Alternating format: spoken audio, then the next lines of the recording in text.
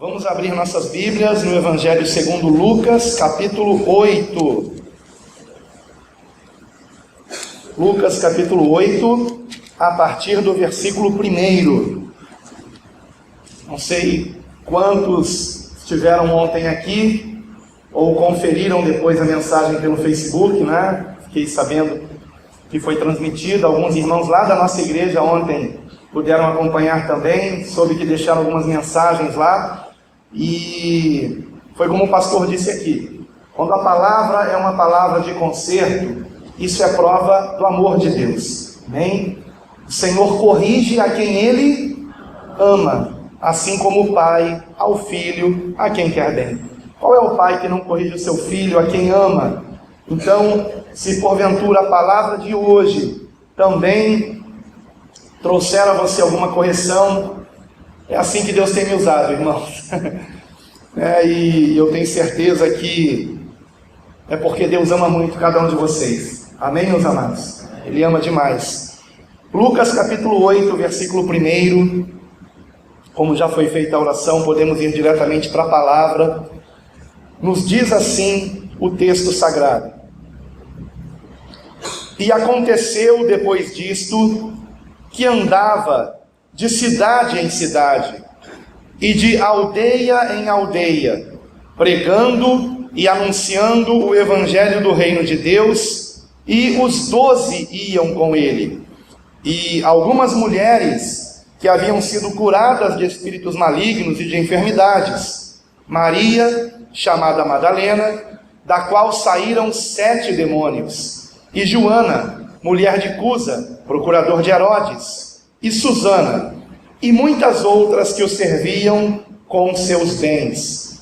E, ajuntando-se uma grande multidão, e vindo de todas as cidades ter com ele, disse por parábola: um semeador saiu a semear a sua semente, e, quando semeava, caiu alguma junto do caminho, e foi pisada, e as aves do céu a comeram. E outra caiu sobre pedra, e nascida secou-se, pois que não tinha umidade. E outra caiu entre espinhos, e crescendo com ela os espinhos, a sufocaram. E outra caiu em boa terra, e nascida produziu fruto a 100 por 1. Dizendo ele estas coisas, clamava: quem tem ouvidos para ouvir, ouça. Hein? Somente até aqui. Peço que você mantenha a sua Bíblia aberta nesse texto. Nós vamos aqui hoje esmiuçá-lo na ajuda, na direção do Espírito Santo de Deus. Meus queridos irmãos, nós estamos numa conferência missionária e eu fiquei muito feliz de ouvir aqui o nosso irmão Mateus nos falando a respeito da sua chamada missionária. Fico feliz de saber que esta é uma igreja que tem este propósito. Nós também, temos ajudado missionários, e é triste dizer que os missionários estão esquecidos das maiorias das igrejas. Nós ajudamos 2 casais de missionários. Ajudamos um casal no Níger, todo mês ajudamos este casal enviando uma oferta, e ajudamos um outro casal na Indonésia, o qual também todo mês nós enviamos oferta para este outro casal. Ajudamos também um missionário no Brasil, que ontem muitos aqui que estavam aqui conheceram, que é o missionário Reginaldo Cardoso. Ele é cego, completamente cego, fisicamente falando, e mesmo com a sua deficiência física, ele anda pelo Brasil todo pregando o Evangelho. Ele chegou aqui em Fortaleza antes de mim, né? E inclusive, sabendo que eu estaria aqui desde terça-feira, conseguiu que eu estivesse pregando também em algumas outras igrejas por onde ele havia passado. Então, meus amados, a obra missionária, ela é fundamental. Nós precisamos de irmãos que estejam falando de Cristo em locais onde ele não é falado, em lugares onde o Evangelho não está sendo pregado.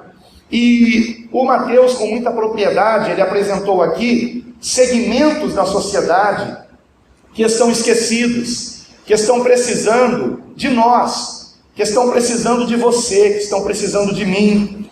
Eu tive a alegria de estar na quarta-feira, creio que foi na quarta mesmo, assim que chegamos, não é? Em Maranguape, lá para o interior, distrito de Melão, e realmente são lugares carentes que precisam que a obra de Deus seja feita, irmãos. Mas o Mateus falou aqui de muitos outros segmentos, e a todos os segmentos que ele apresentou aqui para nós, eu gostaria de acrescentar mais um, irmãos, que é o segmento que talvez surpreenda você, mas que nos últimos anos tem sido cada vez mais urgente, a sua evangelização. E eu me refiro aos evangélicos que têm recebido um outro evangelho, que não têm recebido o verdadeiro evangelho. São muitos hoje, irmãos. São muitos hoje que pensam que estão servindo a Cristo, mas estão servindo um outro Jesus, porque no local onde eles se reúnem é pregado um outro evangelho, ainda que se fale da Bíblia, e por conta disso, como Paulo alertou, quem prega outro Jesus, quem anuncia outro evangelho, recebe outro Espírito, que não é o Espírito Santo de Deus. Portanto, isso é gravíssimo, irmãos, isso é gravíssimo. Certa vez eu perguntei ao Senhor por que ele havia me levado para São Gonçalo, que chegou a ser considerado o município do Brasil com o maior número de igrejas evangélicas. Mais do que aqui. Aqui eu também vi muitas. Mais do que aqui. Lá nós temos igrejas uma de frente para a outra, uma do lado da outra. Temos às vezes 3 assim, sabe? Uma do ladinho da outra. Impressionante. O lugar com o maior número de igrejas evangélicas, talvez o lugar com o maior número de evangélicos por metro quadrado, seja São Gonçalo. Eu perguntei ao Senhor, Senhor, por que eu estou aqui? Porque eu sei que eu estou lá, ou pelo menos estava, né, até esse ano, porque o Senhor já disse para mim que o meu tempo ali acabou, e me chamou para uma outra obra, um outro ministério missionário no Brasil, primeiramente. Por isso eu tenho viajado tanto esse ano, creio que já é minha 7ª viagem, todas elas acompanhadas da minha esposa, com exceção de uma, que eu fui com um pastor, um servo de Deus também. Mas eu perguntei ao Senhor e a resposta dele foi que ele me levou naquele lugar cheio de evangélicos para evangelizá-los. Eu sei que isso parece soberbo, não é? Ah, você está dizendo que você então sabe mais que os outros. Não, irmãos. Sabe, queridos, a nossa igreja, ela vai completar 16 anos. Eu já pastoreio há cerca de 20 e não fomos nós, irmãos, que redescobrimos alguma coisa, mas infelizmente nesses últimos 20 anos, muitas igrejas se desviaram do verdadeiro evangelho. Ontem eu preguei aqui sobre a missão da igreja, que a missão da igreja não é apenas ir e batizar, a missão da igreja é também fazer discípulos, e fazer discípulos significa ensinar todas as coisas que Jesus ordenou. Esta foi a nossa palavra de ontem. E eu me ative em 4 pontos, ontem aqui na mensagem de ontem, que tem sido negligenciado pela maioria das igrejas.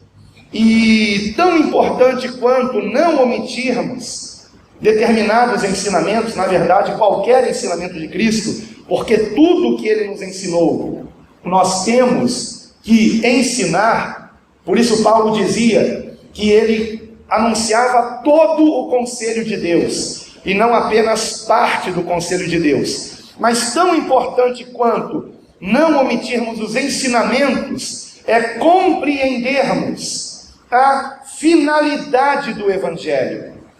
A finalidade, a que se destina o Evangelho? A que se destina o anúncio do Evangelho do Reino de Deus? E no texto que nós lemos, nós encontramos logo no início, no versículo 1, o Senhor Jesus cumprindo a missão. Ele andava de cidade em cidade, de aldeia em aldeia, pregando e anunciando o evangelho do reino de Deus. E os 12 iam com ele. E, dito isso, nós temos aqui neste mesmo capítulo, logo a seguir, a primeira parábola mencionada no Evangelho segundo Lucas. Foi também uma das duas únicas parábolas que o Senhor Jesus não somente contou, mas também explicou. Isso é muito raro, porque o Senhor Jesus, nós não encontramos a explicação de nenhuma outra parábola, a não ser da parábola do trigo e do joio, e da parábola do semeador, que foi a parábola que nós acabamos de ler aqui. E eu gostaria que você conferisse comigo a explicação dessa parábola, e você logo entenderá o que isto tem a ver com a mensagem de hoje, que trata da finalidade do Evangelho, que é tão importante quanto não omitirmos os ensinamentos de Cristo na sua totalidade. Veja comigo, Lucas capítulo 8, versículo 11. Esta é, pois, a parábola. A semente é a palavra de Deus. E os que estão junto do caminho, estes são os que ouvem, depois vem o diabo e tira-lhes do coração a palavra, para que não se salvem crendo. E os que estão sobre pedra, estes são os que, ouvindo a palavra, a recebem com alegria, mas, como não têm raiz, apenas creem por algum tempo, e no tempo da tentação se desviam. E aqui caiu entre espinhos. Esses são os que ouviram e, indo por diante, são sufocados com os cuidados e riquezas e deleites da vida, e não dão fruto com perfeição. E aqui caiu em boa terra. Estes são os que, ouvindo a palavra, a conservam num coração honesto e bom, e dão fruto com perseverança. E ninguém, acendendo uma candeia, a cobre com algum vaso, ou a põe debaixo da cama, mas põe-na no velador, para que os que entram vejam a luz. Porque não há coisa oculta que não haja de manifestar-se, nem escondida, que não haja de saber-se e vir à luz. Vede, pois, como ouvis, porque a qualquer que tiver, lhe será dado, e a qualquer que não tiver, até o que parece ter, lhe será tirado. Muito bem. A explicação da parábola termina aqui. Eu não sei se na sua Bíblia, acima do versículo 16, tem um subtítulo. Não se esqueça que esses subtítulos são acréscimos das editoras bíblicas, da Bíblia, de cada versão, mas não fazem parte dos manuscritos originais, porque a explicação é toda essa, e nós vamos examiná-la aqui. O que o Senhor nos ensina é que nem todos que ouvem o Evangelho, terminam por serem salvos. Não basta ouvir, nós precisamos ter cuidado da maneira como nós ouvimos. Qual a nossa motivação ao nos encontrarmos aqui nesse momento, participando deste culto, ouvindo esta mensagem? Se não ouvirmos com a motivação correta, a palavra de Deus será a nossa condenação. Não que se nós deixássemos de ser condenados se nunca ouvíssemos a palavra de Deus, não é nada disso. A Bíblia é clara em afirmar que todos pecaram, que todos estão condenados, mas somos salvos pela graça de Deus que há em Cristo Jesus, e a recebemos por meio da fé. Então a salvação é pela fé, por meio da graça, pela redenção que há em Cristo Jesus nosso Senhor. Porém, nem todos que ouvem a respeito de Cristo chegam a serem salvos, irmãos. Nem todos. Nem todos. Nós temos o exemplo mais claro disso com Judas, que era um dos 12 e que se perdeu. Mas existem muitos outros exemplos na própria Escritura Sagrada. Veja novamente comigo o versículo 18. Vede, pois, como ouvis, porque a qualquer que tiver, lhe será dado, e a qualquer que não tiver, até o que parece ter, lhe será tirado. Tiver o quê? Tiver a compreensão, tiver o entendimento da palavra de Deus em seu coração. Alguns já disseram que esta parábola deveria chamar-se de parábola dos solos, porque fala de 4 tipos de solos: à beira do caminho, rochoso, entre espinhos e a boa terra. Porém, quem deu o nome à parábola foi o próprio Senhor Jesus. Se você quiser examinar comigo, na passagem correlata em Mateus capítulo 13, o Senhor Jesus, ele mesmo, no versículo 18, Mateus 13, 18, diz: escutai vós, pois, a parábola do semeador. E no versículo 19, em Mateus, nós temos um detalhe que Lucas não conta, mas não tire o seu dedinho lá de Lucas não, já vamos voltar lá. Eu só quero aqui chamar a sua atenção para um detalhe que Mateus conta, que Lucas não contou, e é interessante porque nós sabemos que os evangelhos se complementam um ao outro, não é? Então, Mateus declarou que o próprio Senhor Jesus chamou a parábola de parábola do semeador. Então, qual é o foco? O foco é o semeador. O foco é quem prega a palavra. E sobre aquele que prega a palavra, como é o meu, nesse momento, o meu ministério aqui agora, pregar a palavra, há uma grande responsabilidade. A responsabilidade de pregarmos toda a palavra.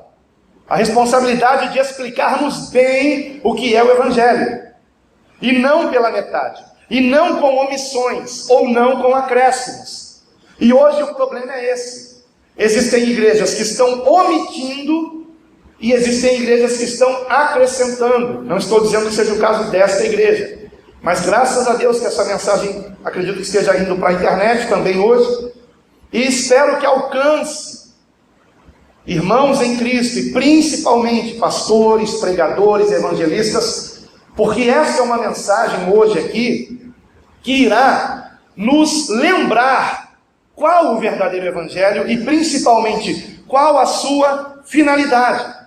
Mateus declara no versículo 19: ouvindo alguém a palavra do reino e não a entendendo, vem o maligno e arrebata o que foi semeado no seu coração.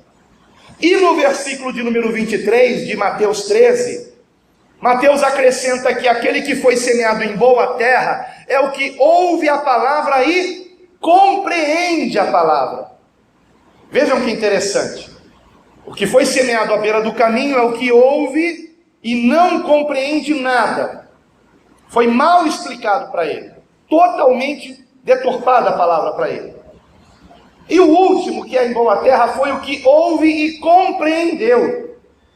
Então o semeador, ele tomou cuidado de lançar a semente em boa terra, ou seja, fazendo-a compreensível. Porque o papel do pregador, em primeiro lugar, é ler o texto.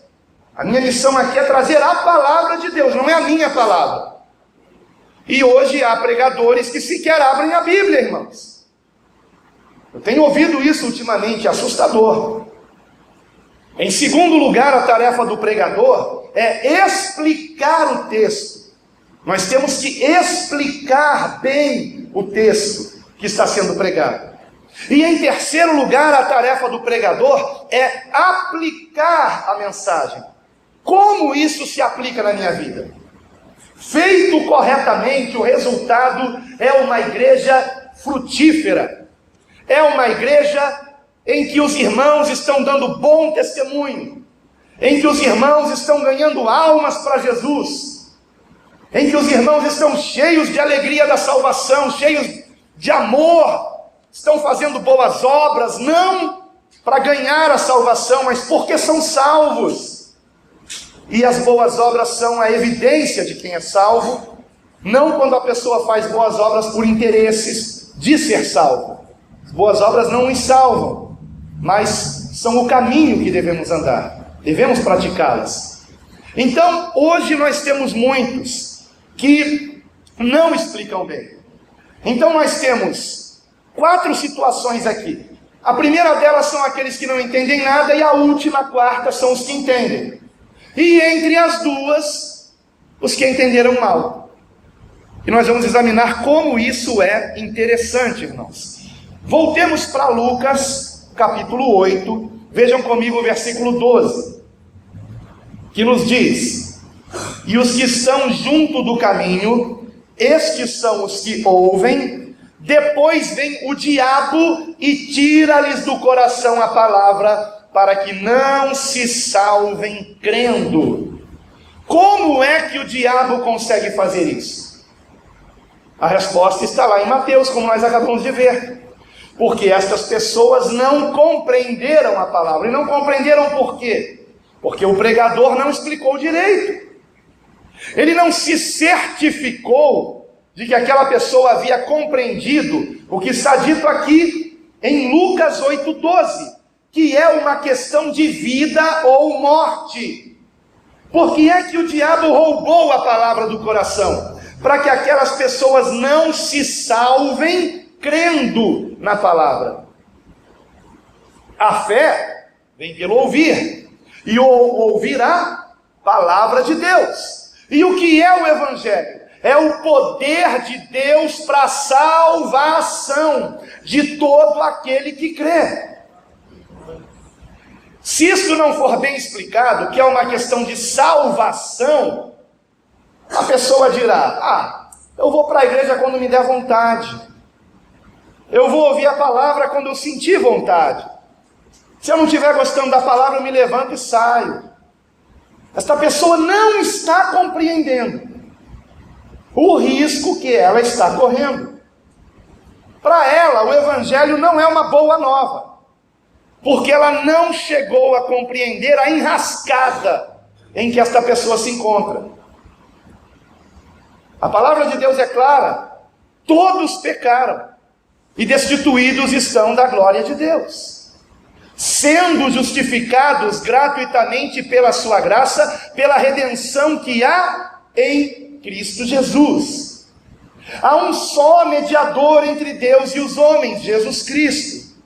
Em nenhum outro há salvação, porque debaixo do céu nenhum outro nome há pelo qual importa que sejamos salvos. Não há outro caminho.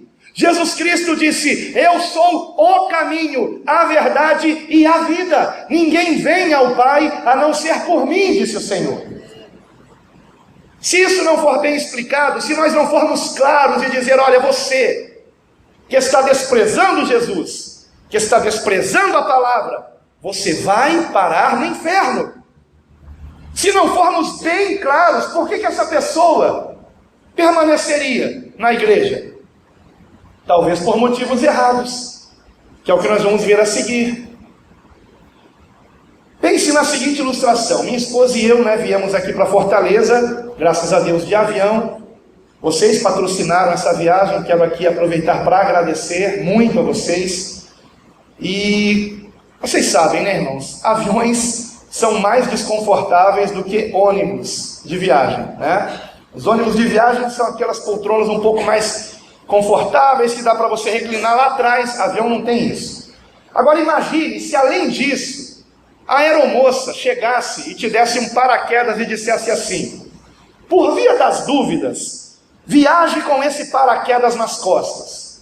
Aquele espaço do avião, que já é pequenininho, se tornaria insuportavelmente apertado, não é verdade? Pense bem, você não ia nem conseguir abrir a bandejinha que fica no banco da frente para você colocar ali a comidinha, que aliás é horrível que eles dão no avião.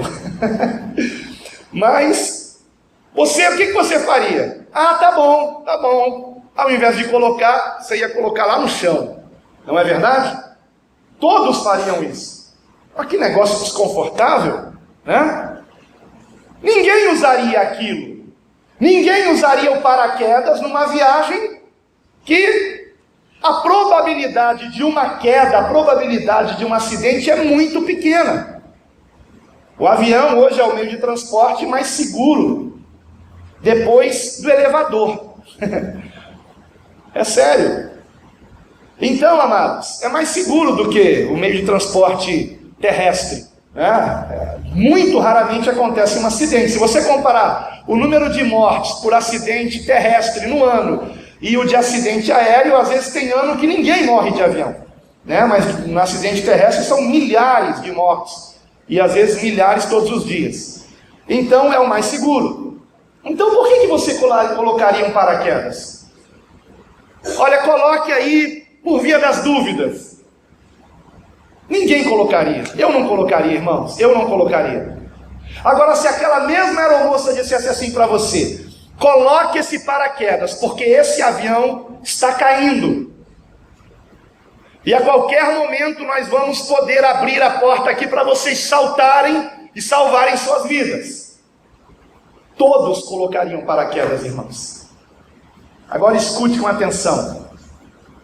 O mundo, a humanidade, está caindo, irmãos, num abismo chamado inferno. E a nossa única salvação é esse paraquedas dessa ilustração, que é o Evangelho de Cristo, que é o nosso Senhor e Salvador Jesus Cristo. Se nós não esclarecermos bem que sem Jesus estamos perdidos, por que uma pessoa aceitaria Jesus? Ela tem que aceitar Jesus pelo motivo correto, irmãos, para que seja salva. E muitos não entendem isso. Então vem a pregação, a pessoa não entende a importância dela e negligencia a mensagem. Estão entendendo, irmãos? Estão compreendendo bem isso? É importante que você compreenda. Evangelho é questão de salvação. Não é uma opção. Ah, eu vou escolher se eu aceito Jesus ou não aceito. Se você não aceitar, você já está condenado. Jesus não veio condenar o mundo, irmãos. Jesus não veio a esse mundo nos condenar. Jesus veio a esse mundo nos salvar, porque sem Ele já estávamos condenados, queridos. Porém, precisamos nos certificar se realmente estamos compreendendo isso. Na primeira epístola de João, no capítulo 2, versículo 25, está escrito: esta é a promessa que Ele nos fez. Qual promessa? Carro zero, casa própria, ser empresário, não ter aflições, não ter problemas, chega de sofrer.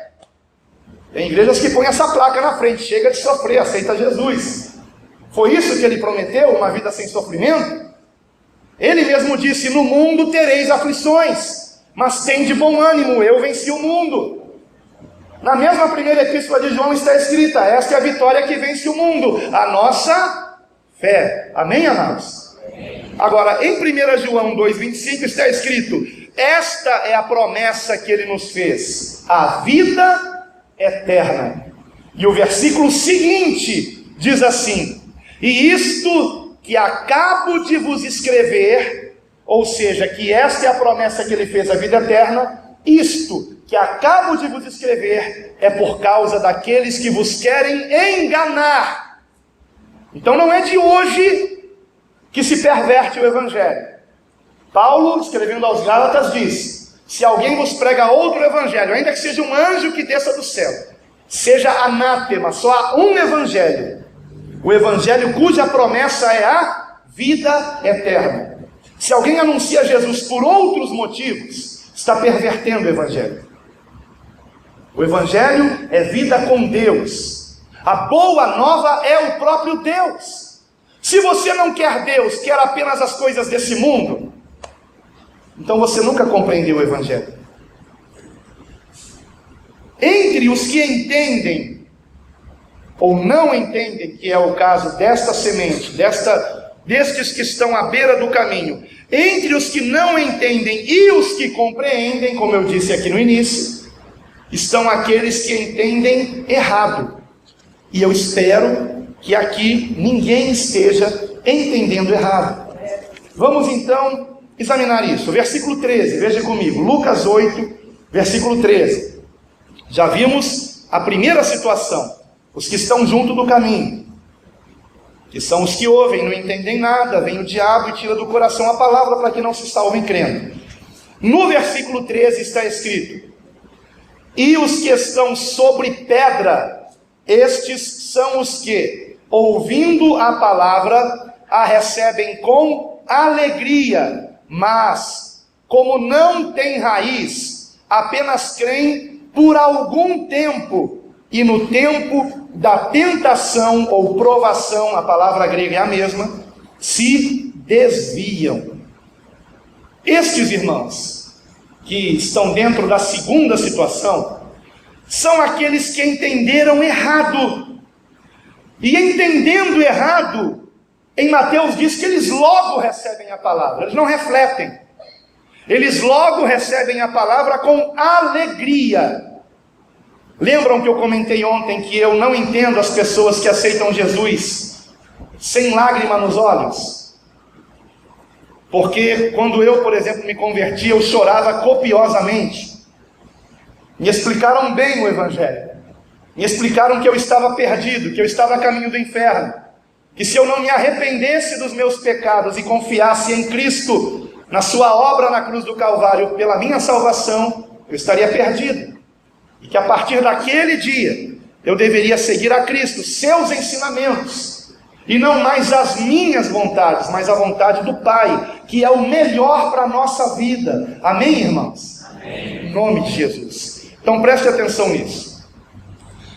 Em Mateus, no capítulo 13, versículo 21, passagem correlata a esse mesmo texto, é acrescentado não apenas a palavra tentação ou provação, mas é acrescentado que esta provação são as angústias e as perseguições por causa da palavra.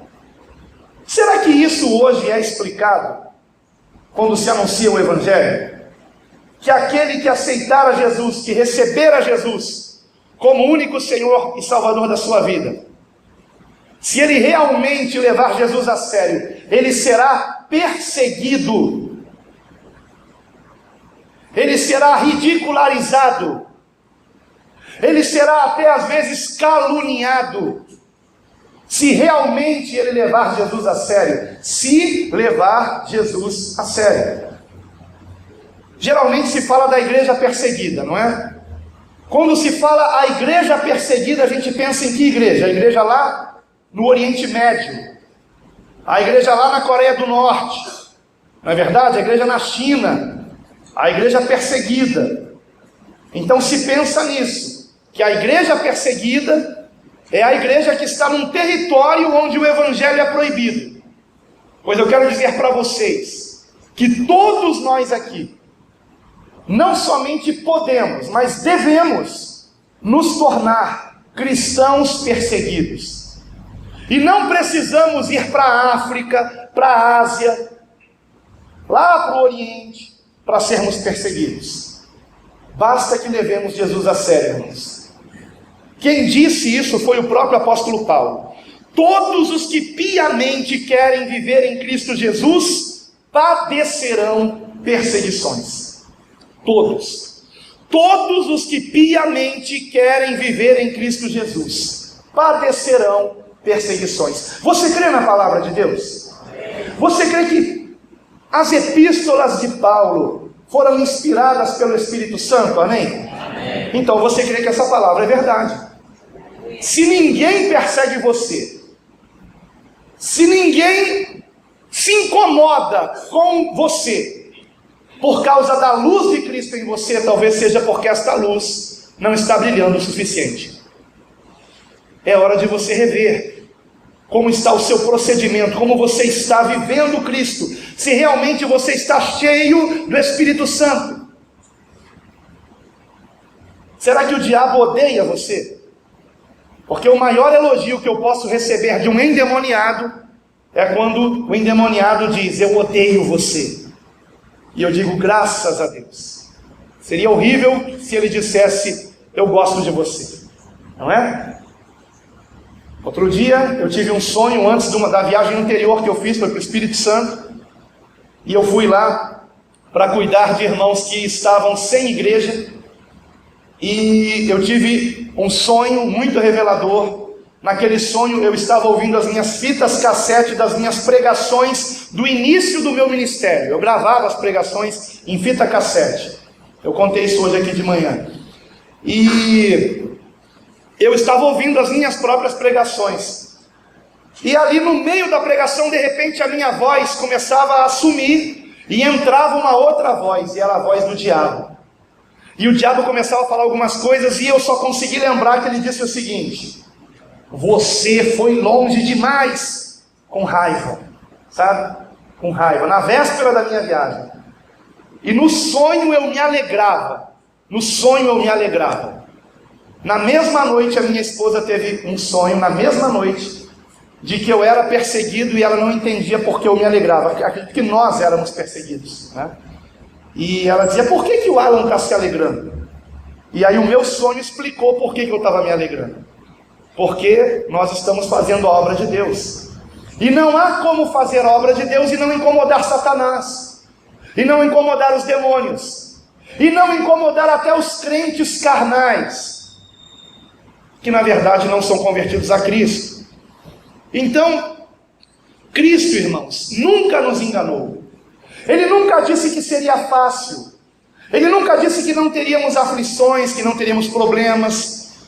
Em Lucas capítulo 14, eu quero relembrar com você um texto que eu li ontem, mas eu vou ler aqui o trecho do texto que eu não li. Lucas capítulo 14, versículo 25 em diante. Jesus não estava buscando multidões. Ele não queria quantidade. Ele queria qualidade. O que vale mais, um caminhão com pedra de brita ou um caminhão com um único diamante? Ele não está buscando quantidade, irmãos. Ele está buscando qualidade, queridos. Então veja aqui comigo, Lucas 14, 25. Ora ia com ele quem? Jesus, uma grande multidão. E voltando-se, disse-lhes: se alguém vier a mim e não aborrecer a seu pai, e mãe, e mulher, e filhos, e irmãos, e irmãs, e ainda também a sua própria vida, não pode ser meu discípulo. Como é que alguém ri ouvindo uma coisa dessa? Isso é engraçado? Claro que não. Agora, ontem eu esqueci de mencionar que Jesus, ao dizer isso, ele só pode ser uma única pessoa. Ou ele é um louco, porque em Mateus ele disse: se alguém amar o pai ou a mãe mais do que a mim, não é digno de mim. Ou ele é um mentiroso, ou ele é muito soberbo, ou então ele é quem realmente ele mostra ser nas Escrituras: o Filho unigênito do próprio Deus.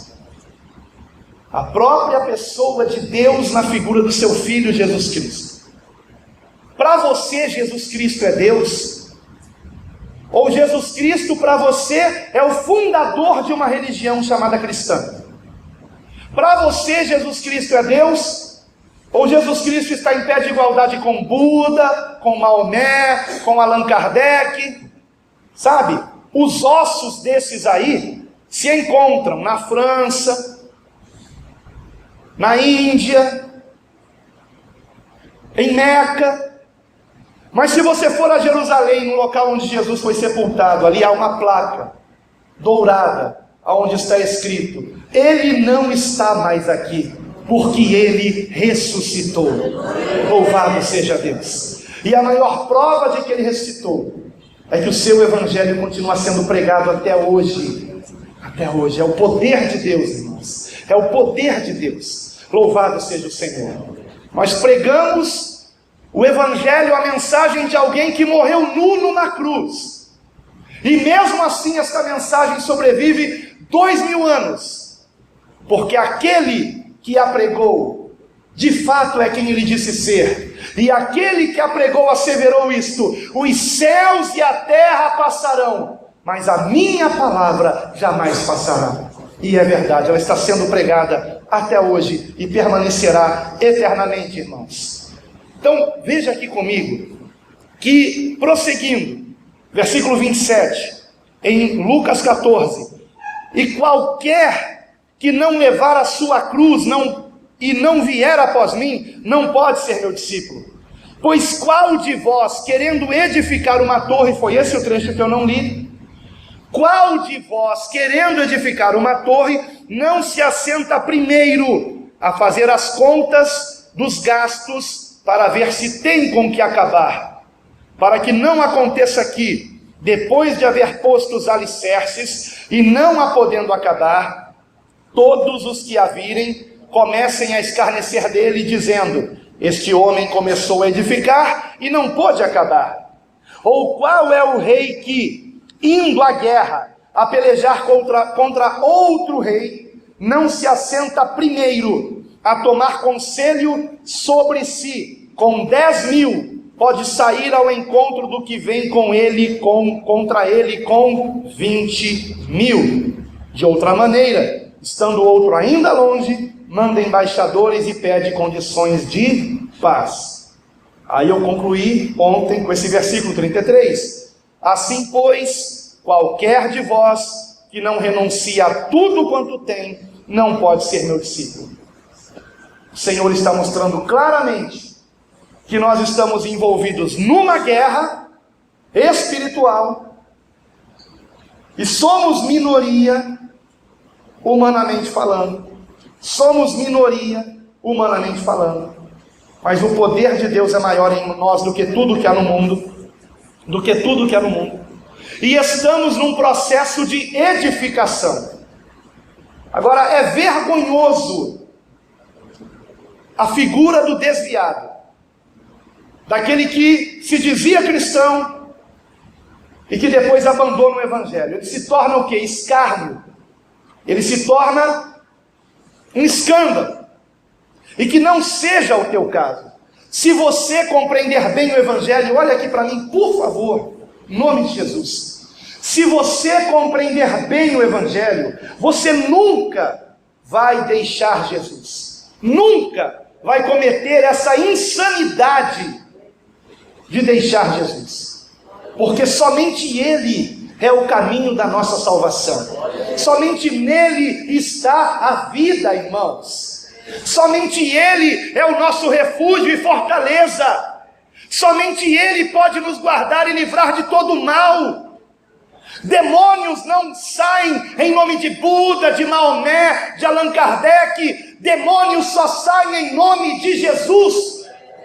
Porque o nome de Jesus foi exaltado pelo próprio Deus Pai. O Senhor o exaltou e lhe deu um nome que é sobre todo nome, para que ao nome de Jesus se dobre todo o joelho que há no céu, na terra, debaixo da terra, e toda língua confesse: Jesus Cristo é o Senhor. Aleluia! Louvado seja Deus! Louvado seja Deus!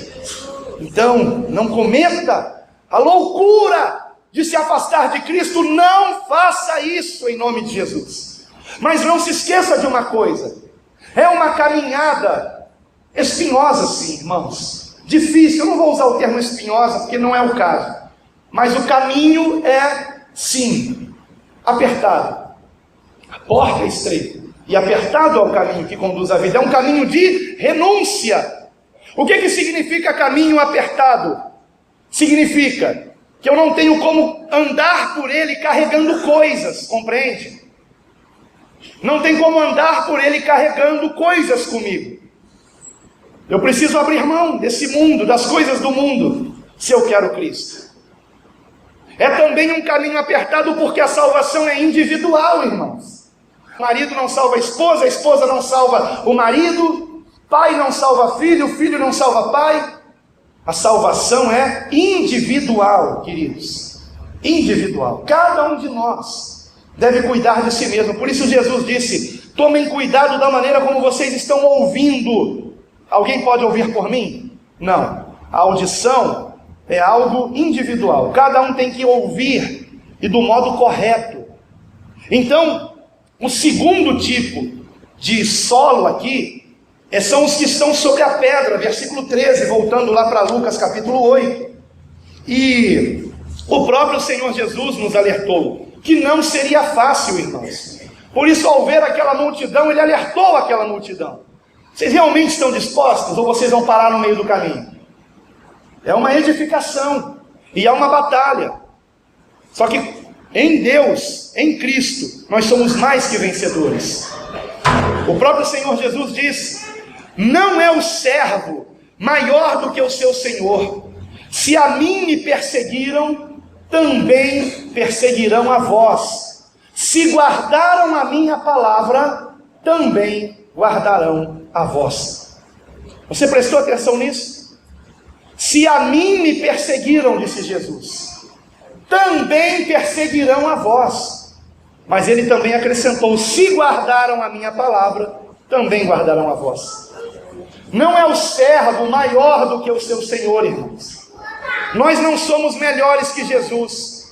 Se realmente levarmos Jesus a sério, se realmente pregarmos o evangelho que Jesus pregava, nós não receberemos muitos convites para pregar, não. Pastor Raimundo me convidou porque aqui se prega o verdadeiro evangelho, porque em muitos lugares não me querem lá. Por quê? Eu estou pregando o quê? Estou pregando a minha palavra? Não. Eu certamente, irmãos, eu sou um dos pregadores mais bíblicos que você já conheceu, assim como o seu pastor também deve ser. Mais bíblicos. Eu não estou pregando a minha palavra, estou pregando a palavra de Deus. Só que hoje a palavra de Deus, ela tem sido trocada por outra mensagem, por um verdadeiro oba-oba, irmãos. Um verdadeiro oba-oba, queridos. E salvação de alma é coisa séria. É a coisa mais séria do mundo. Jesus pagou um alto preço pela salvação daqueles que nele creem. O problema é que poucos hoje nele creem, irmãos. Muitos dizem que creem, mas não conhecem o verdadeiro Cristo, irmãos. Então vamos aqui conhecê-lo verdadeiramente. O terceiro tipo de solo, porque o segundo foi aqueles que não foram advertidos de que eles seriam provados. E nós temos que ser provados, irmãos. Nós temos que ser provados. Irmãos, escute aqui uma coisa. O que foi que aconteceu com Jesus assim que ele foi batizado nas águas? Desceu o Espírito Santo como pomba sobre ele, e depois? O que aconteceu? O Espírito Santo o conduziu ao deserto. Para quê? Para que ele fosse tentado pelo diabo. Escutem aqui uma coisa: todos que se convertem a Cristo precisam ser provados. Eu fui provado, eu tenho certeza que você também. Então, em nome de Jesus, não negue a Cristo. Entenda que isso é normal. Está escrito: quando passardes por diversas provações, tende isto por motivo de toda alegria. Toda alegria. Você está na escola de Deus, amém? O Senhor está trabalhando na sua vida. E o que Ele tem reservado para nós é tão maravilhoso, irmãos, que precisamos ser provados, queridos, para que sejamos achados dignos, o mínimo dignos, daquilo que Ele fez por nós, queridos. O apóstolo Paulo diz isso, que temos que ser achados dignos, irmãos. Veja comigo o versículo 14. E aqui caiu entre espinhos, esses são os que ouviram e, indo por diante, são sufocados com os cuidados e riquezas e deleites da vida, e não dão fruto com perfeição. Então preste atenção nisso. Essa terceira situação, também são os que entenderam errados. E preste muita atenção nisso, porque na minha opinião, a maioria dos evangélicos está aqui, nesse terceiro tipo aqui. Eles não foram ensinados, queridos, sobre o perigo mortal de se alimentar no coração desejos por coisas desse mundo. Não foram alertados que os seus afazeres não podem estar antes do próprio Deus, que temos que dar para Ele a prioridade, que há um risco mortal, queridos, mortal, repito, em desejarmos riquezas,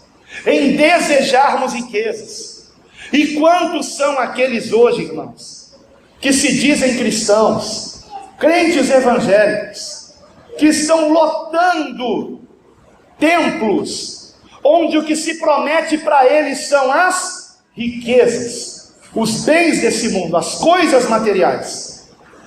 E o que o Senhor está dizendo aqui? Ele não está dizendo que este tipo de semente, ele irá embora. Então são pessoas que estão na igreja. Veja comigo, versículo 14 novamente. São aqueles que ouviram e indo por diante, são sufocados com os cuidados e riquezas e deleites da vida, e não dão fruto com perfeição. Certamente você já comeu alguma vez caju com sica, não é verdade? Caju com sica, presta, sim ou não? Hein? Só se for para fazer algum doce, não sei se tem como. Dá para comer caju com sica e a boca fica toda... Presta, irmão, sim ou não? Tem gente que gosta, eu não acredito. Ah, vocês não sabem? É quando ele ainda não está maduro, e você morde e fica... Tá? Lá na região sudeste, todo mundo sabe o que é sica. Aqui como é que chama isso? Tá verde? Aqui é mais simples. O caju verde, pronto. É intragável, não é, irmãos? É disso que está dizendo aqui. Para quem é o fruto, irmãos? Para Deus. Deus aceita fruto imperfeito, irmãos? Deus aceita fruto imperfeito? Claro que não, irmãos. O que o Senhor espera encontrar em nós? Bons frutos, não frutos imperfeitos. E o problema da igreja evangélica hoje é que a maioria dos cristãos estão dando o quê? Frutos imperfeitos. Eles parecem crentes, mas no fundo não são. No fundo não são. Preste atenção nisso aqui. Nós precisamos dar para Deus, irmãos, o primeiro lugar. Nós temos os nossos afazeres do dia a dia, eu sei que são muitos, mas eu pergunto a você, se Jesus tem o primeiro lugar na sua vida. Você se lembra da passagem de Marta e Maria, quando Jesus foi na casa de Marta e Maria, sua irmã? E chegando lá, Marta ia de um lado para o outro, fazendo uma coisa e outra. Ela tinha boas intenções, corria de um lado para o outro, enquanto Jesus o quê? Estava ensinando a palavra. E o que foi que Maria fez? Ficou aos pés do Senhor, ouvindo o que ele tinha a ensinar. E Marta, em determinado momento, para, indignada, e ela diz o seguinte para o Senhor: Senhor, ordena que minha irmã venha ajudar-me. Ou seja, Marta estava querendo até mandar em Jesus, dizer o que Jesus tinha que fazer. Jesus, porém, com muito amor, disse: Marta, Marta, tu te ocupas com muitas coisas, quando na verdade uma só é necessária. E Maria escolheu a melhor parte, e esta não lhe será tirada. Porque, irmãos, todas as coisas do mundo perecerão. A única coisa que não perecerá é a palavra de Deus, irmãos. Então dê para a palavra de Deus a maior importância na sua vida, queridos. Temos que nos encher da palavra de Deus, porque o compromisso do Pai não está conosco. O compromisso de Deus, irmãos, está com a sua palavra.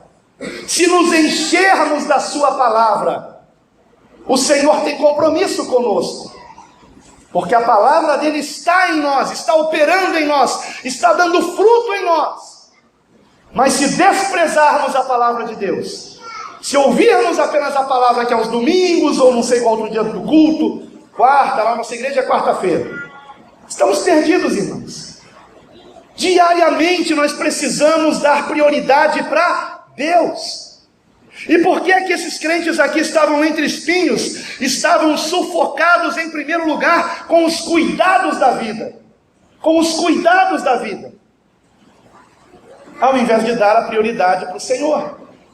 Em segundo lugar, diz o texto, com as riquezas e deleites da vida.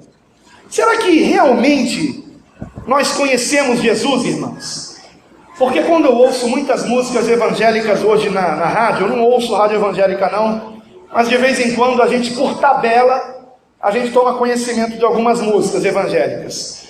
E me parece que eles não conhecem esse Jesus, que em Mateus capítulo 6, versículo 19, nos diz o seguinte: não ajunteis tesouros na terra.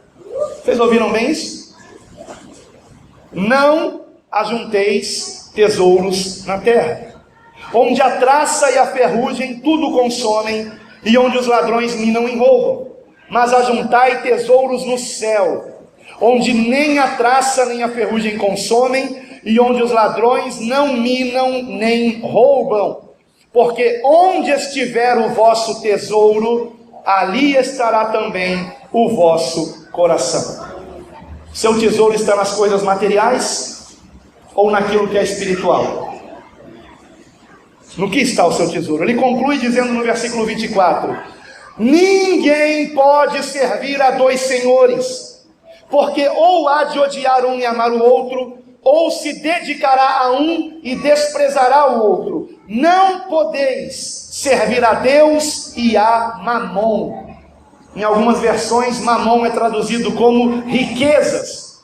Quem era Mamon? A personificação das riquezas, o Deus das riquezas. E quantos são hoje que não estão servindo o verdadeiro Deus e Pai do nosso Senhor e Salvador Jesus Cristo? Estão servindo um outro Jesus, filho de Mamon. Compreendem isso, irmão? Vocês estão entendendo isso? As pessoas que buscam a Deus por interesses materiais não estão buscando o verdadeiro Deus, ainda que usem o nome de Jesus, estão buscando a Mamon. E hoje são muitas as igrejas de Mamon, irmãos. Lamento dizer, queridos, lamento dizer, quantas são as pessoas ali que estão perdidas, que não têm salvação, porque estão ouvindo um outro evangelho, irmãos. Agora eu quero rapidamente acrescentar uma coisa aqui. A teologia da prosperidade, que ensina isso, que a gente tem que buscar Deus por interesse de riqueza, que todo crente tem que ser rico. A teologia da prosperidade é um erro, mas a teologia da miséria também é um erro. Deus não tem prazer em que nós andemos, sabe, com roupas rasgadas. Deus não tem prazer que venhamos passar fome. Deus não tem prazer que tenhamos dívidas. Claro que não. Então a teologia bíblica a respeito das finanças, neotestamentária, não é nem a teologia da prosperidade, de que temos que ser ricos, porque Jesus nos alertou que é mais fácil um camelo passar pelo buraco de uma agulha do que um rico entrar no reino dos céus. Então vejam o perigo disso. Jesus nos alertou que a vida de um homem não consiste na abundância dos bens que ele possui. Então a teologia da prosperidade não é bíblica, não se sustenta em Cristo, é outra coisa. Mas a teologia da miséria também não é bíblica. Qual é a teologia bíblica sobre finanças? Se você quiser, abra comigo a Epístola de Paulo a Timóteo, capítulo 6, versículo 6. Nos diz assim o texto sagrado, 1 Timóteo 6, 6. Mas é grande ganho a piedade com contentamento, porque nada trouxemos para este mundo, e manifesto é que nada podemos levar dele. Tendo, porém, sustento e com que nos cobrirmos, estejamos com isso, o que, irmãos? O que? Contentes. Mais alto? Contentes. Mas os que querem ser ricos E quantos são os evangélicos hoje que querem ser ricos? Muitos. Muitos. Mas os que querem ser ricos caem em tentação e em laço e em muitas concupiscências loucas e nocivas, que submergem os homens na perdição e ruína. Porque o amor ao dinheiro é a raiz de todos os males, e nessa cobiça alguns se desviaram da fé e se traspassaram a si mesmos com muitas dores. Mais claro que isso é impossível, irmãos. Mais claro que isso é impossível. Tendo, porém, sustento e com que nos cobrirmos. Eu sei que não tem ninguém nu aqui, estão todos vestidos. Só não sei se estão todos alimentados. Olha para o seu irmão, vê se ele está sorrindo. Se ele estiver sorrindo é porque ele está alimentado. Se não tiver, depois você paga um lanche para ele. Porque um cristão, um servo de Cristo, tendo com que se vestir e tendo comida, está contente. O que mais precisamos, irmãos? O que mais precisamos se temos Cristo, irmãos? O que mais nós precisamos, amados? Ele nos basta, e Ele nos guarda, e Ele nos dá aquilo que precisamos. Se buscarmos o reino de Deus em primeiro lugar, a vestimenta e a alimentação virá por acréscimo, irmãos. Coloque Deus em primeiro lugar, não se preocupe. Não se preocupe, confie no Senhor. Você está desempregado, a crise está grande, eu sei disso. Ore, confie no Senhor, se alimente da palavra, confie no Senhor, venha aos cultos, confie no Senhor, e o mais Ele fará, queridos. O mais Ele fará, em nome de Jesus. Coloque Deus como prioridade na sua vida, porque do contrário, você vai ter um coração sufocado, e o seu fruto não será perfeito, porque você está dividido com as coisas desse mundo, compreende? Quanto mais bens nós temos, mais nós ficamos presos a essas coisas.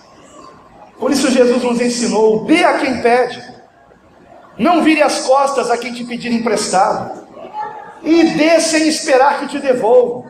Compreendem? Sejam livres, se libertem. Nós não precisamos de muito para viver, irmãos.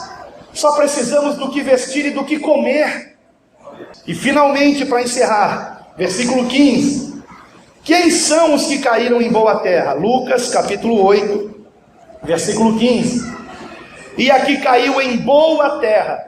Esses são os que, ouvindo a palavra, a conservam num coração honesto e bom, e dão fruto com perseverança. Ora, nós sabemos, pela passagem correlata em Mateus capítulo 13, no versículo 23, que estes que dão bom fruto, são os que ouviram e compreenderam. Compreenderam o quê? Que esta é uma palavra de salvação da alma. Deus não é negócio, irmãos. Nós não nos convertemos para que não tenhamos problemas, para que não passemos aflições nesse mundo. Passaremos por elas, irmãos. Seremos provados na nossa fé, irmãos. O caminho continua apertado, a porta é estreita. Poucos são os que acertam com ela. Aqueles que não se esforçam, aqueles que não porfiam por entrar pela porta estreita não conseguem, irmãos. Aqueles que não perseveram até o fim não serão salvos, irmãos. Então eu pergunto a você: você compreende essa palavra? Eu vim aqui para pregar a verdade do Evangelho, irmãos. A verdade que foi pregada ontem também. Que se nós não levarmos Jesus a sério, nós estamos perdidos. Se desprezarmos a palavra de Deus, estamos desprezando o próprio Deus. Quem é Jesus, irmãos? Jesus é o verbo que se fez carne. O que é o verbo? É a palavra de Deus. Quem despreza a palavra de Deus, ainda que chame Jesus de Senhor, na verdade dele ouvirá: nunca vos conheci.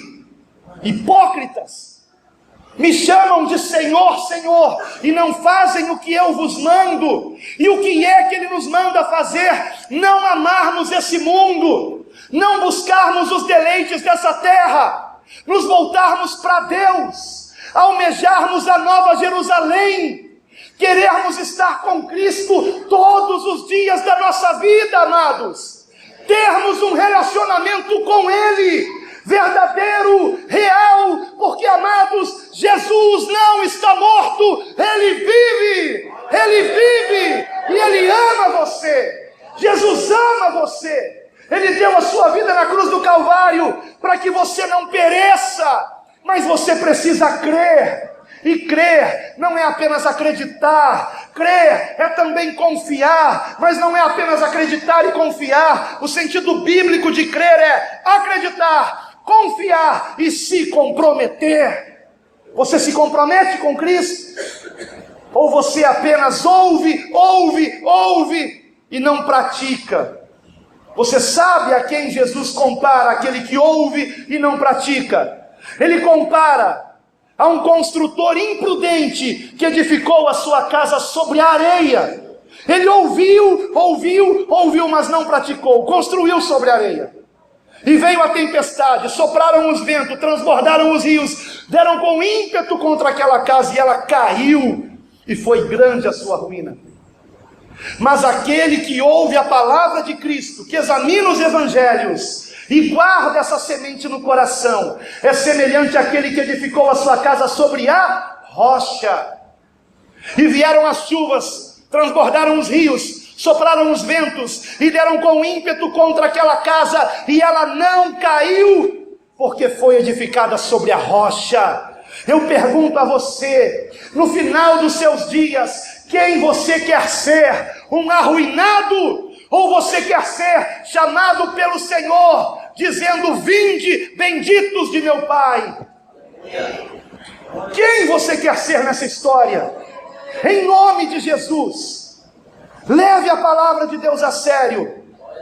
Ouça a palavra de Deus, como diz aqui no versículo que nós lemos de número 15, com honesto e bom coração, ou seja, bem intencionado, com a intenção de se converter, com a intenção de mudar, porque, amados, o Evangelho não é questão de ter, o Evangelho é uma questão de sermos uma nova criatura. Sermos uma nova criatura. Você quer ser uma nova criatura? Se você quer ser uma nova criatura, a palavra de Deus está encontrando lugar no seu coração. Mas se você quer ter, se você tem interesses em buscar a Deus, você está muito equivocado com o Evangelho. O Evangelho não se trata de ganhar, o Evangelho se trata de dar. Todos conhecem João 3,16. Porque Deus amou o mundo de tal maneira que deu o seu Filho unigênito, para que todo aquele que nele crê não pereça, mas tenha vida eterna. João 3,16. Mas você conhece o que está escrito em 1 João 3,16? Você conhece? Primeira epístola de João, capítulo 3, versículo 16. Conhecemos o amor nisto, que Ele, Jesus, deu a sua vida por nós, e nós devemos dar a nossa vida pelos irmãos. O Evangelho não tem nada a ver com ganhar, irmãos. Nada a ver com ganhar. Nada a ver com ganhar. O Evangelho tem a ver com dar. Você se doaria por essa mensagem, para salvar o seu próximo, para trazer o seu próximo a Cristo. O Mateus falou aqui de vários segmentos da sociedade que estão carentes de alguém que lhes fale do amor de Deus, de alguém que os advirta que se eles morrerem sem Cristo perecerão, de que eles precisam se arrepender e confiar em Cristo para a salvação. Será que você se importa com essas pessoas? Será que você quer ir de encontro a elas? Deus me chamou para ir de encontro aos evangélicos que estão enganados com outro evangelho. Qual é a chamada na sua vida? Talvez você possa aprender Libras, a linguagem dos surdos, para que você possa evangelizá-los. Talvez você possa ir para o sertão nordestino, E sabe de uma coisa? Você pode. Você pode. Porque tudo você pode naquele que te fortalece. Tudo. Tudo. Como se perverte essa frase hoje, não é?